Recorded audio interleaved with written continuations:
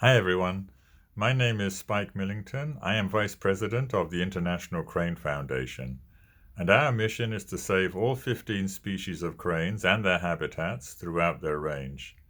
11 of these species are actually endangered, and many of them are migratory, particularly those that live in the temperate regions. Right now, I am working from home, as so many of us are, and I am based in Wisconsin in northern US. And here, spring has just arrived, and we're seeing many migratory bird species passing through, from warblers, shorebirds, and ducks. It's a very exciting time, and the migration is just amazing to watch. So I'm very happy to be here to talk on World Migratory Bird Day 2020. And I think the theme of this year's World Migratory Bird Day is especially important, not just because of the times we're living in, but because generally I think birds do connect our world. And importantly, birds connect us to that world. And so I think it's particularly important to send out this message at a time when many people are in lockdown. Many people are actually developing new understanding and a new rapport with nature. And that particularly concerns migratory birds, which undertake such amazing journeys. And I think people over the world are beginning now to appreciate this. In December last year, I was in Poyang Lake in southeast China. And there was a big festival organized by the provincial government, by the government of Jiangxi province. It was a huge extravaganza, something the Chinese do very well.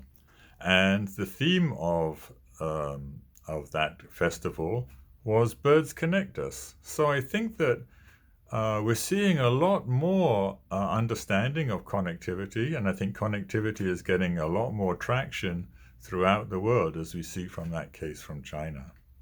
And then more recently, in February, I was at the Conference of Parties of the Convention of Migratory Species in India. It was a very good meeting, and the whole theme of the meeting really was focused around the theme of connectivity. And particularly the definition of ecological connectivity that was adopted by the Convention on Migratory Species talks in a very broad way about ecological connectivity as the need to maintain the unimpeded movement of species and the flow of natural services that sustain life on Earth. And that's a very noble goal, but how do we actually achieve that?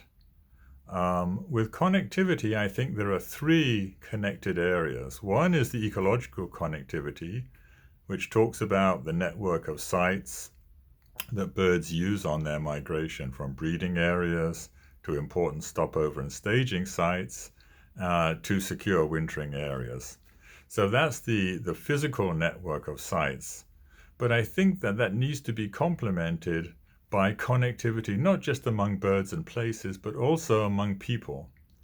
So how do we connect local communities, site managers, schools and school teachers, school children around sites, and the general public? How do we connect these throughout the flyways, throughout the ranges of migratory species, to build real champions for conservation of these birds as they migrate up and down their flyways? I think this is a very, very important element. And there's another important feature, which I think is that clearly migratory birds cross political boundaries, and therefore they need international cooperation. And there are a number of frameworks, including the Convention on Migratory Species, that are set up to improve coordination among different organizations promoting conservation, and particularly the conservation of migratory species. So we need to make sure that those are managed efficiently and effectively, so that the migratory birds can be conserved throughout their ranges. And one example that ICF is involved with is the Siberian crane. The Siberian crane is a critically endangered species that breeds in the Arctic tundra in northern Russia. migrates all the way down to southeast China to Jiangxi province to Poyang Lake. So we have identified a critical site network that the birds depend on, and particularly in stopover areas, there's a narrow set of wetlands that the birds need, and they spend 2 months in this area on both northward and southward migration. And almost the whole population winters at Poyang Lake. So we've identified the physical site network, and what we're trying to do now is actually connect communities and researchers, and particularly school children throughout the flyway. So we had at the Poyang Lake Festival that I mentioned earlier, researchers from Russia and from Inner Mongolia, where the stopover sites, came down and talked to researchers working in around Poyang Lake.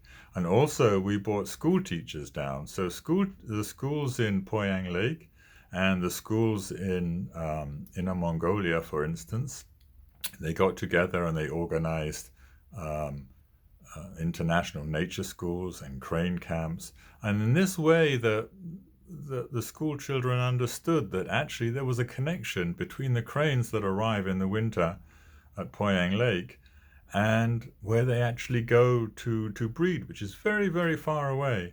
And so I think in this way we actually succeeding, or just starting to succeed, to actually connect those communities. And my vision is that we actually connect schools throughout the flyway of Siberian crane, all the way from Arctic Russia through the stopover areas in northeast China and down to Poyang Lake. There's a long way to go, but I think with that vision, it's something that really inspires us to succeed and really build connectivity throughout that flyway.